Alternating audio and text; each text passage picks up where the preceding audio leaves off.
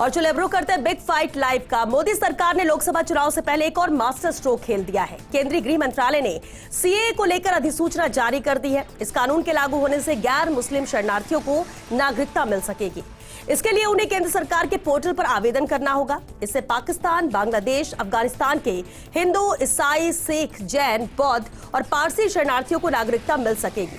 लोकसभा चुनाव को देखते हुए मोदी सरकार का यह बड़ा फैसला माना जा रहा है, लेकिन सीए के टाइमिंग को लेकर विपक्ष सवाल उठा रहा है। आज बात इसी मुद्दे पर कि सीए का लोकसभा चुनाव 2024 में क्या प्रभाव पड़ेगा।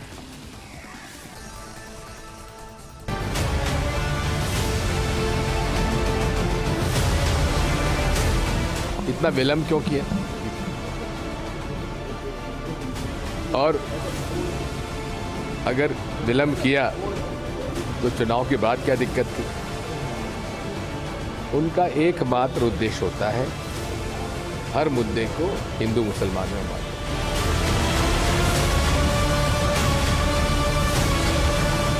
देश के यशस्वी प्रधानमंत्री नरेंद्र मोदी जी के नेतृत्व में एक और अच्छा फैसला आया है।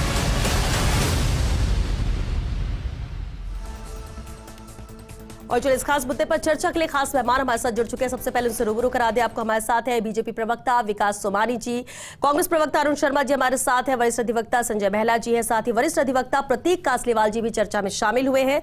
एसपी मित्तल जी भी हमारे साथ जुड़े हैं, राजनीतिक विश्लेषक है। बहुत स्वागत है आप सभी का बिग फाइट लाइव में। सबसे पहले प्रतीक कासलीवाल जी आपसे शुरुआत करते। बेहद अहम था जब सीए का जिक्र हुआ था, उस वक्त बहुत कुछ देखने को मिला, आंदोलन, प्रदर्शन, बहुत सारी अफवाहें भी थी इससे लेकर। आज वो दिन है जब इसे कानून को लागू किया जा रहा है।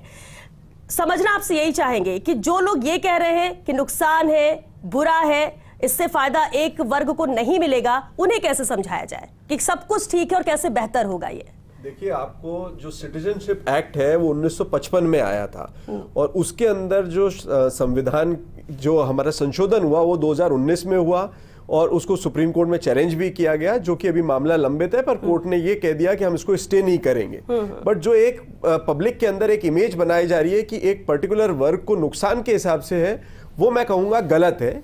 ये एक्ट के अंदर जो अमेंडमेंट आए हैं वो बड़े क्लियर हैं कि हमारे देश से जो जुड़े हुए राज्य जो कि इस्लामिक राष्ट्र हैं, जैसे कि पाकिस्तान, बांग्लादेश, उन देशों में से जो माइनॉरिटी में है, यानी कि हिंदू, सिख, पारसी, ये वो लोग हैं जो वहां पे उत्पीड़न, प्रोसिक्यूशन सहन कर रहे हैं। अगर ऐसे लोग भारत के अंदर आते हैं तो उनको सिटीजनशिप दी जा सकती है। तो बार बार ये प्रश्न कहना कि मुसलमान वर्ड क्यों नहीं है, और दूसरा ये रिलीजन को पहली बार इस एक्ट में डाला गया है, तो मेरा कहना है कि इसके अंदर हमने नेपाल, भूटान और इन कंट्रीज को तो नहीं लिया, हमने वही कंट्रीज को लिया जहां पे ऑलरेडी इस्लामिक कंट्री, अगर मुसलमान असुरक्षित है तो वो इस्लामिक कंट्री है, वहां वो असुरक्षित नहीं हो सकता।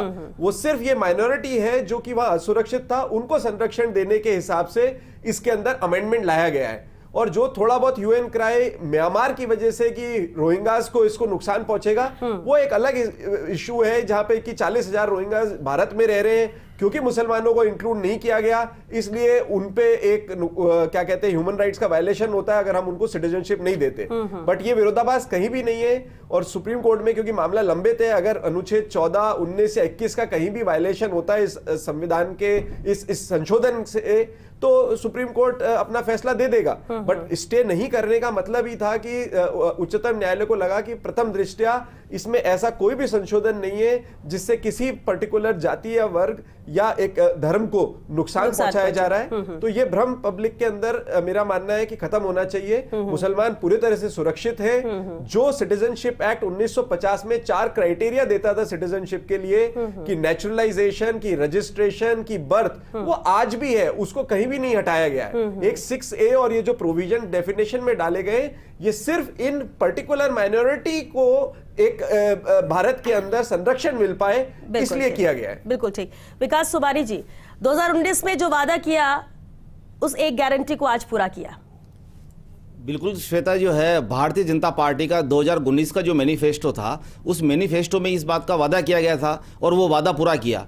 अब वादा पूरा किया तो नागरिक संशोधन अधिनियम जो 2019 है, जो 9 दिसंबर और 11 दिसंबर को दोनों सदनों में पारित हो गया था और राष्ट्रपति जी की मंजूरी 2020 में मिल गई थी।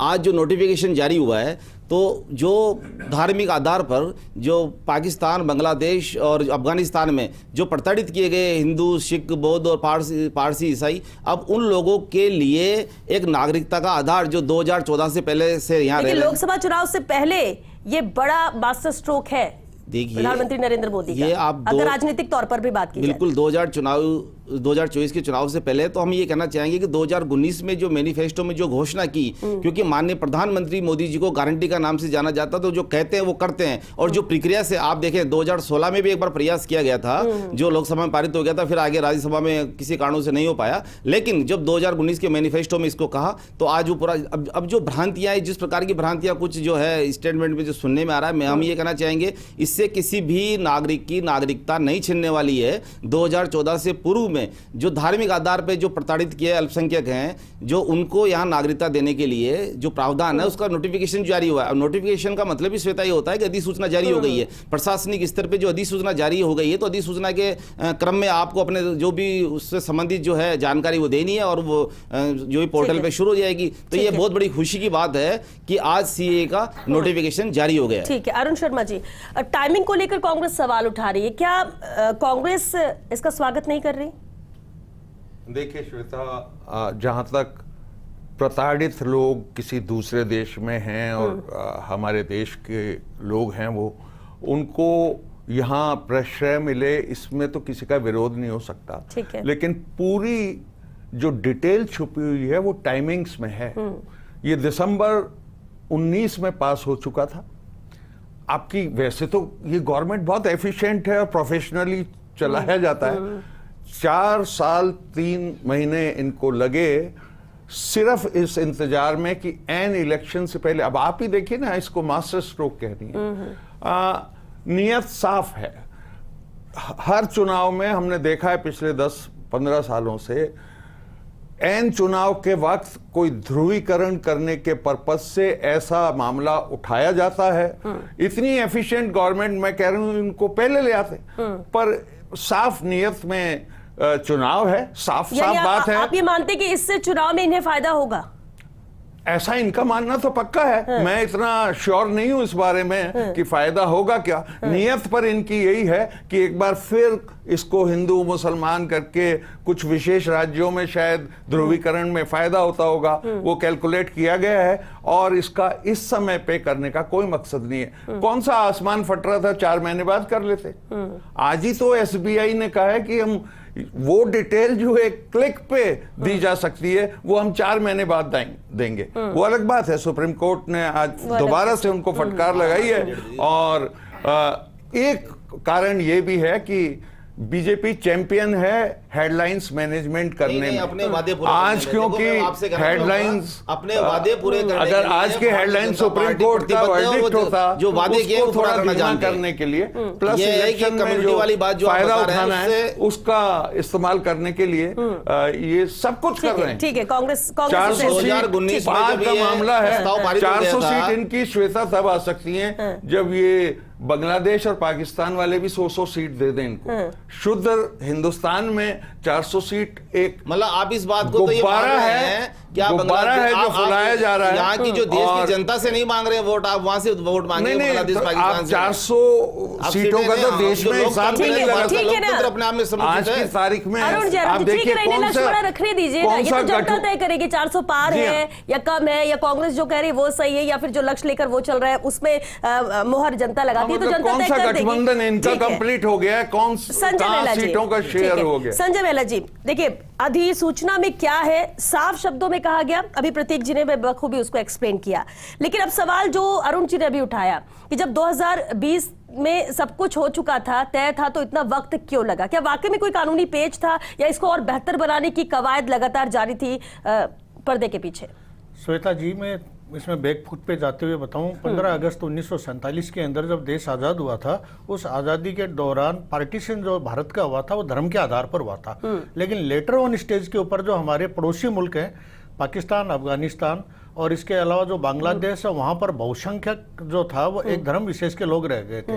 अब वहाँ से उत्पीड़न जो थे वो माइनॉरिटी के अंदर, जिनके बारे में कानून लाया गया है, 11 दिसंबर 2019 के अंदर दोनों सदनों से जब ये कानून पारित हुआ और उसके बाद में 12 दिसंबर 2019 को राष्ट्रपति जी ने इसके ऊपर मोहर लगा दी थी। लेकिन इस मामले के अंदर पूर्वोत्तर राज्यों और उसके बाद में शाहीन बाग और कुछ ऐसी घटनाएं हुई, उसके अंदर इस तरीके से जब ये हुई कि सब पर्टिकुलर किसी एक धर्म विशेष के खिलाफ में कानून आया, सरकार ने तब भी स्पष्ट किया था कि हम माइनॉरिटीज जो उत्पीड़ित जो हैं, पर्टिकुलर 6 तरह के, हिंदू, सिख, बौद्ध और ईसाई, इसके अलावा जैन धर्म और क्रिश्चियन, इनके अलावा पारसी, इन 6 जो थे धर्मों से संबंधित पीड़ित उत्पीड़न के शिकार, उनको हम यहाँ मान्यता देंगे। इसके अलावा अदालत के अंदर वहां पर 200 याचिकाएं माननीय सुप्रीम कोर्ट के अंदर दाखिल हुई। लेकिन 19 दिसंबर 2019 के अंदर माननीय उच्चतम न्यायालय के अंदर 200 याचिकाएं जब लिस्टेड हुई तो तत्कालीन चीफ जस्टिस यूयू ललित साहब की अध्यक्षता वाली पीठ के अंदर जब ये मामला गया तो उन्होंने कहा कि हम एक तरफा कोई कार्रवाई नहीं करेंगे, सरकार का पक्ष जानेंगे, क्योंकि अब ये कानून बन चुका है। उसके अंदर बारीकी से कई मामलों को देखते हुए 8 बार सरकार ने इसके ऊपर रिव्यू किया है और अब चूंकि कानून तो पहले बन गया था, उसको लागू कर दिया, तो इसको राजनीतिक रंग देने की जरूरत भी नहीं है। सरकार ने यह भी कहा है कि हम किसी को दे रहे हैं, किसी दूसरे वर्ग का कुछ छीन नहीं रहे। और चूंकि ये वहां से आए हैं, माइनॉरिटी में थे, वो बहुसंख्यक तो वहां पर ऑलरेडी यही, तो इसलिए इसके ऊपर राजनीति नहीं हो तो भी कुछ वो ऐसा कुछ नहीं है। कानून बन चुका, कानून लागू किया सरकार। बिल्कुल ठीक आपने कि ये सिर्फ समझ रही है कि किसी से कुछ छीना नहीं जा रहा है बल्कि दिया जा रहा है। तो जब दिया जा रहा है तो उस पर खुशी होनी चाहिए, अगर छीना जा रहा होता तो तब शायद डर होना चाहिए था और तब शायद आंदोलन प्रदर्शन की जरूरत पड़ती अगर आमजन ये समझता तो, जिन्हें ऐसा लग रहा है। हमारे साथ राजनीतिक विश्लेषक एसपी मित्तल जी भी हैं। एसपी मित्तल जी, अब देखिए समझ तो सभी गए कानून कैसा है, लेकिन इसके बावजूद भी एक वर्ग की बात करें, कुछ लोगों की बात करें, जब भ्रामक बातें कही जाती हैं तो लोग उन बातों में आते हैं। लेकिन सबसे अहम सवाल अगर इस बड़े घोषणा को लेकर या इस बड़े दिन को लेकर विशेष तौर पर अगर इस अधिसूचना को लेकर बात करें, दांव बड़ा है राजनीतिक तौर पर अगर बात की जाए तो इसका कितना फायदा बीजेपी को मिलने वाला है? क्या आपको लगता है कि इससे बदलाव देखने को मिल सकता है? क्योंकि इंतजार लंबा था, 2019 उस वक्त कहा गया और साथ ही ये कह रही है बीजेपी की गारंटी की बात हम करते नहीं है, कहते नहीं है, उसे पूरा भी करते हैं और ये उदाहरण है।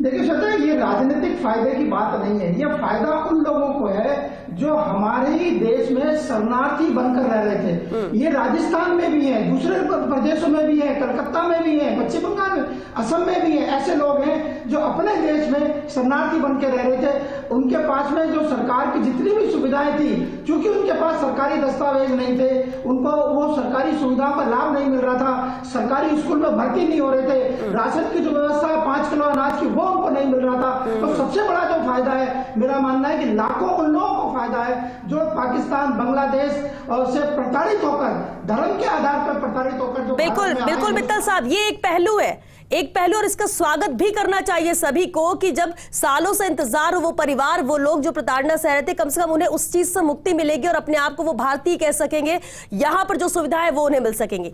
लेकिन ये एक पहलू है, सवाल मेरा दूसरे पहलू को लेकर है, क्योंकि सामने लोकसभा चुनाव और मित्तल साहब, इसलिए ये सवाल बनेगा।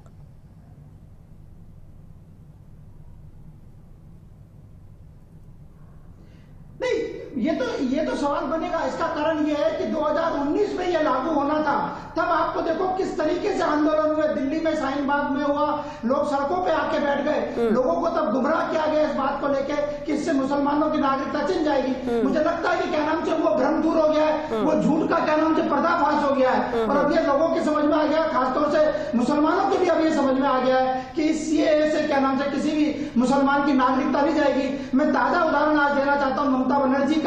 इसके अधिसूचना जारी होने के बाद, सीएए की अधिसूचना जारी होने के बाद ममता बनर्जी ने भी अपने रूप में बदलाव किया और उन्होंने कहा कि यदि भेदभाव हुआ तो हम इसका विरोध करेंगे। लेकिन वो इससे जाहिर होता है कि वो मानती है कि क्या नाम से जो अभी जो नागरिकता संशोधन कानून लागू हो गया है उससे किसी के संग भेदभाव नहीं होगा, किसी की नागरिकता नहीं छिनेगी, फायदा उन्हीं को होगा जो प्रताड़ित होकर इस देश। चलिए मित्तल जी, बिल्कुल, लेकिन सवाल ये भी है कि 2024 के रण में क्या वाकई में सीएए समीकरण बदल सकेगा?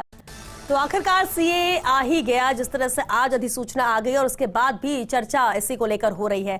चलिए, हमारे साथ पूरा पैनल मौजूद है और इस वक्त विधायक बाल मुकुंदाचार्य जी हमारे साथ जुड़ रहे हैं, हवा महल विधायक है। स्वागत है बाल मुकुंदाचार्य जी आपका। बेहद अहम फैसला आ चुका है। हालांकि फैसला कानून पहले ही बन चुका था, लेकिन इंप्लीमेंट करने की बात थी और आज वो दिन है जब सीए लागू होगा। क्या किस तरह से बीजेपी से देख रही, क्योंकि बार बार बीजेपी बात वही कह रही है और एक और बल मिल रहा है इस बात पर कि हम सिर्फ वादा नहीं करते, हम गारंटी देते हैं, और 2019 में जो कहा उस गारंटी को आज पूरा किया। बिल्कुल बिल्कुल श्वेता बहन जी, सर्वप्रथम तो आप सबको जय सिया राम। जैसे आज हम लोग अयोध्या राम जी का आशीर्वाद लेकर आए हैं जी, और संपूर्ण प्रदेश में सुख शांति और समृद्धि हो। हमारे यशस्वी मुख्यमंत्री आदरणीय प्रहलाद शर्मा साहब और देश के प्रधान सेवक आदरणीय नरेंद्र मोदी साहब के नेतृत्व में जो ऐतिहासिक काम हुआ राम जी का, और राम जी का काम होने के बाद में मुख्यमंत्री महोदय के आज साथ में सबने दर्शन किया, प्रदेश में सुख शांति समृद्धि की कामना की, और 25 राजस्थान और 400 पार इसका संकल्प राम जी के आशीर्वाद से पूरा होगा। अब साथ आज देखिए राम जी के दर्शन करते ही शुभ समाचार मिला कि सीएए के लागू हो गया। बहुत समय से मांग थी, इसकी आवश्यकता थी, और जिसको कहते हैं कि मोदी की गारंटी यही गारंटी कि जो कहते हैं वो करते हैं। यहाँ अब तक जितनी भी पिछला कार्य रहा है आजादी के बाद, वो अब तक रहा सिर्फ वादा खिलाफी और घोटाले। और मोदी जी के 2014 के आने के तत्पश्चात आप देखें देश में किस प्रकार से विकास हुआ है, ऐतिहासिक परिवर्तन आया है, और उसी परिवर्तन में जो जो संकल्प लिए, वो भले आप जीएसटी माने, भले वो आप कालाधन का माने, भले वो घोटाले बंद माने, भले वो कश्मीर 370 माने, भले वो हमारे राम जी माने, सब निरंतर सारे काम जो संकल्पित है वो पूरे हो रहे हैं। और इसी प्रकार से विकसित भारत की ओर जो भारत का संकल्प है आदरणीय मोदी जी का, वह भी पूरा होगा। लेकिन बाल मुकुंदाचार्य जी, कांग्रेस टाइमिंग को लेकर सवाल उठा रही है। देखिए 2019 में राम मंदिर का फैसला आया, लेकिन प्राण प्रतिष्ठा 2024 में हुई। सीए का फैसला 2019 में आया, और अब जो अधिसूचना आई वो 2024 में आई, यानी कि लोकसभा के पहले। टाइमिंग को लेकर सवाल उठ रहा है, इस पर क्या कहेंगे? कांग्रेस का काम सिर्फ कामों में व्यवधान डालना और व्यर्थ की बातें करके भटकाने का काम है। इसीलिए कांग्रेस मुक्त भारत जो सपना है वो पूरा हो रहा है, संकल्प पूरा हो रहा है। उसी का ताजा नतीजा उदाहरण आपने देखा कि कल इतने बड़े रूप में बड़े बड़े कांग्रेस के लीडर, नेता, जनप्रतिनिधि, वो सारे लोगों ने भारतीय जनता पार्टी आदरणीय प्रधानमंत्री नरेंद्र मोदी जी पर जो विश्वास है उनका, उस विश्वास को उन्होंने देखते हुए कल ज्वाइन किया। और एक उन्होंने ये बहुत अच्छी बात कही कल कटारिया जी ने कि भाई हम लोग यहाँ पर कार्यकर्ता बनकर जनता की सेवा के लिए आए हैं। भारतीय जनता पार्टी परिवार का ही स्वभाव है साहब, यहाँ पर नेतृत्व नहीं होती है, यहाँ पर तो सेवा होती है। सेवा का जिसको स्वभाव है, भाव है, वही जनता की, वही दुनिया की सबसे बड़ी भारतीय जनता पार्टी परिवार है। चलिए, अच्छी बात कह रहे हैं आप बाल मुकुंदाचार्य जी, परिवार है। लेकिन देखिए चुनाव के पहले ना परिवार बदलने की एक रिवायत सी हो गई है बाल मुकुंदाचार्य जी। ठीक है, बहुत सारे कांग्रेस से आ रहे हैं, राहुल कसवा भी तो कांग्रेस में चले गए बीजेपी से, उनका बीजेपी में दम घुटता है, किसी का कांग्रेस में दम घुटता है, तो ये तो अलग बात होगी। लेकिन हाँ, इतना जरूर है कि चलिए बीजेपी जो कह रही है उन फैसलों को लागू कर रही है, गारंटी की बात जो कर रही है वो नजर आ रहा है, और इसलिए कहीं ना कहीं लोग भी खुश हैं। अब देखना होगा कि लोकसभा चुनाव में कितना इसका इंपैक्ट पड़ता है। बाल मुकुंदाचार्य जी, असर तो होगा कुछ? बाहर जो अल्पसंख्यक हमारे समाज के अल्पसंख्यक बंधु वर्ग, भले वो बौद्ध हो, भले वो जैन हो, भले वो हमारे हिंदू हो, या हमारे यहाँ से और भी अन्य पंथ के हो, कहीं भी हो, हमारे जो भाई बाहर पीड़ित हैं, दुखी हैं, उनको बहुत अच्छा एक प्लेटफॉर्म है, बहुत अच्छा सम्मान है, सम्मानजनक देश में उनका आदर सम्मान पूर्वक रहने का अधिकार है। चलिए, अभी नहीं ये अधिकार मिल सकेगा। चलिए, क्योंकि वक्त खत्म भी हो रहा है। बाल मुकुंदाचार्य जी, शुक्रिया आपका बातचीत के लिए इस मुद्दे पर। लेकिन बेहद अहम ये भी हो जाता है कासलीवाल साहब, हमने अभी इस पर तो बात की, अब देखिए सबके अपने अपने तर्क है, लेकिन अब सीए की अधिसूचना जारी होगी, अब आगे क्या इसमें कुछ परिवर्तन हो सकता है, या बहुत आसान रहेगा? क्या प्रक्रिया रहेगी और लोग उसका फायदा उठा सकेंगे जिनके लिए ये बना है? देखिए, कोई भी जब संविधान के हिसाब से किसी भी कानून में संशोधन आता है तो उनकी सब बारीकियों को देखा जाता है, उस पर डिबेट होती है, और तभी वो पारित होता है और राष्ट्रपति महोदय द्वारा तभी उस पर एक मोहर लगाई जाती है। बट फिर भी अगर उसके अंदर कोई संविधान के ऐसे प्रावधान जिनकी वजह से वो संशोधन गलत माने जाते हैं, तो उच्चतम न्यायालय उसके एक संरक्षण के लिए बना है कि जो कानून की गलत बने हैं या संशोधन हुए उनको सेट असाइड कर सकता है। तो क्योंकि याचिका लंबित है उच्चतम न्यायालय में, अगर इसमें कहीं भी ऐसा लगता है कि किसी पर्टिकुलर रिलीजन को नुकसान हो रहा है, तो सर्टेनली उच्चतम न्यायालय अनुच्छेद 14 और 21 को इस्तेमाल करते हुए इसके अंदर स्टे कर सकते हैं। बट खासकर ये देखने की बात है कि कभी भी कोई कानून आया है तो उसके अंदर उसकी बारीकियों को ध्यान में रखते हुए जब वो इंप्लीमेंट होता है तो कुछ पेचीदगियां आती हैं। तो श्वेता जी, जो आपने पूछा कि कोई और इसके अंदर संशोधन, तो अगर कोई प्रैक्टिकल डिफिकल्टी आएगी, जैसे एनआरसी के अंदर है कि एक रजिस्टर होता है सिटीजनशिप का, उसको मेंटेन करने के लिए अब इसके अंदर 31 दिसंबर 2014 की डेट लिखी है कि उससे पहले जो आए, और 5 साल जो रहे हैं उनमें अंतिम 1 साल रहे हैं। तो अगर इनमें कहीं इंप्लीमेंटेशन में दिक्कत आती है सरकार को, तो मेरा मानना है छोटा मोटा संशोधन आ सकता है। अदरवाइज जो ब्रॉडर संशोधन आया है वो सब इन पेचीदगियों को नजर में रखते हुए किया गया है। और बाकी अगर कुछ गड़बड़ लगेगी तो उच्चतम न्यायालय जरूर से इसके अंदर कोई ना कोई अपना डिसीजन के थ्रू बदलाव कर सकते। बिल्कुल संजय बेला जी, अलर्ट भी जारी किया गया है सुरक्षा के लिहाज से, आपको लगता है कि ये स्टेप भी ठीक है, लेकिन साथ ही साथ कहीं ना कहीं जागरूकता का भी काम करना पड़ेगा कि जो ये मैसेज नेगेटिव कन्वे किया जा रहा है उसे समझाने की कि भाई नुकसान किसी का नहीं है, ये सिर्फ जिनके फायदे के लिए, जिनके लिए हितकारी है, उनके लिए है। श्वेता जी, इसके लिए भी कहीं ना कहीं आना चाहिए आगे सरकार। आपने बिल्कुल सही फरमाया, कानून तो 2019 में बन चुका था। 12 दिसंबर 2019 में कानून बनने के बाद में, चूंकि ये मामला अब सुप्रीम कोर्ट में भी गया हुआ है, 200 याचिकाएं पेंडिंग है, तो ऐसी स्थिति के अंदर कोई ऐसा कुछ इसके कोई नकारात्मक या कहीं कुछ अंदेशा नजर नहीं आ रहा। केवल मात्र पॉलिटिकल पार्टी जो अपोजिशन है उनके ऊपर यह लाइबिलिटी ज्यादा जाती है कि पब्लिक को ज्यादा वो उत्साहित वो नहीं करे, ज्यादा उनको भड़काए नहीं किसी भी सूरत में। पहले ये एग्जांपल सामने आए शाहीन बाग, ये कई तरह के, कहीं किसी धार्मिक दृष्टि से मुस्लिम धर्म की तरफ से या मुस्लिम धर्मगुरुओं की तरफ से कोई विरोधात करने के बाबत कोई बातें नहीं आई। ठीक है, समझना पड़ेगा। इस वक्त हमारे साथ state president APCR Syed Saadat Ali जी जुड़ चुके हैं। स्वागत है सैयद सादत अली जी आपका। आप इसे कैसे देखते हैं? CAA को लेकर अधिसूचना जारी हो गई है, कई भ्रामक खबरें भी थी, कई लोग भ्रामक बातें कर रहे हैं, लेकिन किस तरह से आप इसे ले रहे हैं सर? नहीं, मैं ये जानना चाहता हूं, हमारे जो स्पोक्स पर्सन में बैठे हुए हैं संजय बेला जी की शायद मैं आवाज पहचान रहा हूं। जी जी।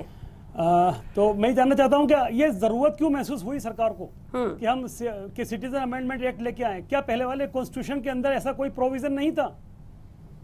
जब तमाम तरह के प्रोविजन पे कॉन्स्टिट्यूशन के सेक्शन 5, 6, 7, 8 आर्टिकल्स में हैं, तो फिर गवर्नमेंट को ये क्यों जरूरत महसूस हुई? और इसी गवर्नमेंट को क्यों महसूस हुई? पिछले 70 साल से देश चल रहा है, तमाम तरह की चीजें इसके कॉन्स्टिट्यूशन के अंदर मौजूद हैं, सब राजी खुशी इस देश में चल रहा है। सरकार मैसेज क्या देना चाहती है, हम ये समझना चाहते हैं। और ये तो बिल्कुल ऐसी बात हो गई साहब कि हमारी लाठी है तो जो हमारे दिल में आएगा वो हम करेंगे। आपका हिडन एजेंडा क्या है ये समझाने की कोशिश करें आप पब्लिक को। क्यों आपको जरूरत महसूस हुई कि सिटीजन अमेंडमेंट एक्ट लेके आए? क्या पहले सिटीजनशिप देने का प्रोविजन नहीं था? क्या पहले बाहर से आने वाले लोगों को सिटीजनशिप देने का प्रोविजन नहीं था? क्या पहले इस बात का प्रोविजन नहीं था कि कौन आदमी सिटीजन होगा और कौन सिटीजन नहीं होगा? जब तमाम तरह की चीजें कॉन्स्टिट्यूशन में ऑलरेडी मौजूद हैं, तो आपको ऐसी इसमें, और अब मैं जानना चाहता हूं सर कि अब ऐसा क्या चीज हो जाएगा जिससे जनता को फायदा मिलेगा?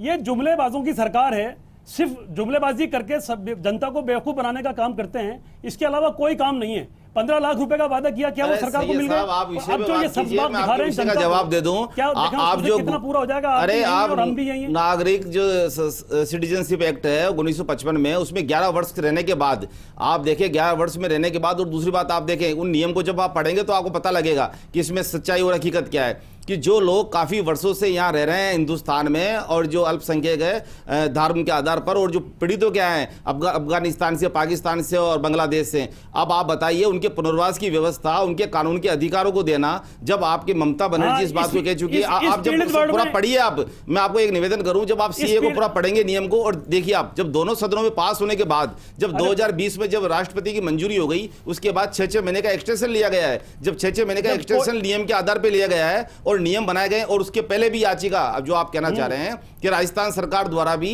ये CAA की तरफ से सुप्रीम कोर्ट में भी लगाई गई थी। जब लगाई गई थी तो जब किसी तथ्य पे विश्लेषण किया जाता है और मेरिट के आधार पर दिखा जाता है, तो ये जो CAA की जो है नागरिकता, आप इसको अनावश्यक बरगला रहे हैं, इस तरह का नहीं है, इसमें किसी की नागरिकता छिन नहीं रही है। आपने भी सुना सैयद सादत अली जी ने क्या सवाल किया कि इसकी जरूरत आखिर अब क्यों पड़ रही है?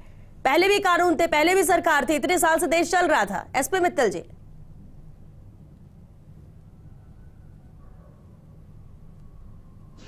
नहीं श्वेता, जरूरत इसलिए पड़ी है कि आप देखो पाकिस्तान में हिंदुओं की क्या दशा है, हम रोज देखते हैं, पिछले कई वर्षों से देख रहे हैं किस तरीके से उनको धर्म के आधार पर प्रताड़ित किया जाता है, किस तरीके से क्या नाम से वहां पर मंदिरों को तोड़ा जाता है, किस तरीके से बच्चियों के साथ बलात्कार किए जाते हैं। क्या वो लोग क्या नाम से इस देश में नागरिकता पाने का अधिकार नहीं रखते? चूंकि वहां प्रताड़ना हो रही है, धर्म के आधार पर प्रताड़ना हो रही है, इसलिए संशोधित कानून की जरूरत पड़ी और इसकी जरूरत है। और आपको ध्यान हो तो थोड़े दिन पहले राजस्थान के मुख्यमंत्री ने यह घोषणा भी की थी कि हम जो शरणार्थी राजस्थान में रह रहे हैं उनको मकान और दूसरी सुविधाएं देंगे। अब चूंकि यह कानून लागू हो गया तो मुझे लगता है कि सरकार भारत जो आम नागरिक को सुविधा मिलती है वो सुविधा इन लोगों को ही मिलेगी, इसलिए इसकी जरूरत पड़ रही है।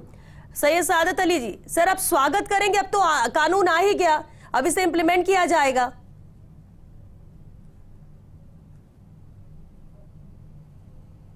नहीं, जनता तो इंप्लीमेंट ही करेगी, कानून बनने के बाद में जनता कर क्या सकती है, पर ये आपका कानून कितना कारगर होगा ये वक्त बताएगा आपको। क्या आपका इसके पीछे आपका हिडन एजेंडा क्या है, आप चाहते क्या हैं, आप कितने लोगों को देश में लेके आना चाहते हैं जिससे आपकी सरकार परमानेंट बनी रहे, ये सब हिडन एजेंडा है। देखिए आप 2014 से पूर्व की बात हो रही है, लाना चाहते हैं कि नहीं लाना चाहते हैं, इसमें लिखा हुआ है कि 30 दिसंबर 2014 से पूर्व में जो जिस तरीके से यहाँ निवास कर रहे हैं उनके आप एक उसमें लिमिटेशन। चलिए लेकिन सैयद सादत अली जी, चलिए मान लेते हैं आपकी बात, अगर आप कह रहे हैं इनका हिडन एजेंडा है, लेकिन जो लोग प्रताड़ित हुए, जो परेशान है, जो इंतजार कर रहे थे, उन्हें उनका हक मिलना चाहिए ना।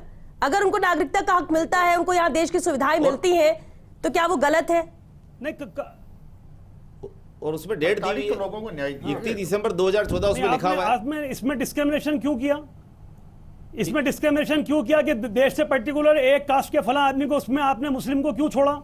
क्योंकि जिन 3 देशों की बात की जा रही है सैयद सादत अली जी, वो बहुसंख्यक मुस्लिम, उन 3 देशों की बात की जा रही है, वहां बहुसंख्यक मुस्लिम है, इसलिए अल्पसंख्यक की बात की जा रही है। जो धारी में आधार प्रताड़ित हुए होंगे। मैं जी नहीं, मैं आपसे ये कह रहा हूं, आप प्रताड़ित लोगों की बात करते हैं, पीड़ित लोगों की बात करते हैं, तो 1947 में जो देश से मुसलमान पाकिस्तान और बांग्लादेश गए, वो आज करोड़ों की संख्या में हिंदुस्तान लौटना चाहते हैं, वो अपने आप को वहां प्रताड़ित महसूस करते हैं, आप उनको भी लेके आइए। आपने इसमें डिस्क्रिमिनेशन क्यों किया कि हम उन्हीं को लेके आएंगे, इनको नहीं लेके आएंगे? प्रताड़ित वहां महसूस करते हैं, और क्या पहले पीड़ित लोगों वहां की सरकार का है, वहां के अंदर ये सरकार कोई भी वहां की सरकार देखिए कि वहां ऑटोमेटिक डेमोक्रेसी, ये आप तय करोगे ना, आपकी निगाह के आपके। देखिए मैं इस पे कहना चाहूंगा कि ये क्लियरली एक माइनॉरिटी जो उस कंट्री के अंदर है उसके लिए, अगर मैं आपके तर्क को ही रखता तो इस संशोधन के अंदर नेपाल और भूटान को भी जोड़ा जाता कि साहब वहां पे भी जो प्रताड़ित, हाँ ये मान सकते हैं कि वहां पे मुस्लिम जो इस्लामिक कंट्री है वहां पे कोई मुसलमानों में भी जैसे अहमदी या हजारा वो कम्युनिटी सफर कर रही है, उनको ज्यादा से ज्यादा आप सोच सकते थे कि यहां जोड़ा जाए। अदरवाइज अगर इस्लामिक कंट्री में ही इस्लाम सुरक्षित नहीं है तो उसके लिए भारत के अंदर अगर हम ऐसा संशोधन ले आए तो सारे ही विश्व के मुसलमान या जो पीड़ित है वो भारत के अंदर नागरिकता मांगेंगे, और ऐसा किसी भी देश में इस तरह का कानून नहीं होता। आज हम संरक्षण की भी बात करते हैं तो संरक्षण का कानून जो असाइलम का, उस केस के अंदर भी अगर आपके देश में आप सुरक्षित नहीं हो तो दूसरा देश उसको सुरक्षा देने के लिए कार्रवाई कर सकता है। और सिर्फ इन्हीं 3 देशों को जो पाकिस्तान है, बांग्लादेश है, अफगानिस्तान है, क्योंकि इस्लामिक देश है, इस्लाम को प्रोटेक्ट करने के लिए वो देश बने, वहां पे अगर ऐसे माइनॉरिटी वालों का उनके लिए चलिए क्योंकि वक्त खत्म हो चुका है, इसलिए चर्चा को यहीं रोकना होगा। बहुत शुक्रिया आप सभी का इस चर्चा में शामिल होने के लिए।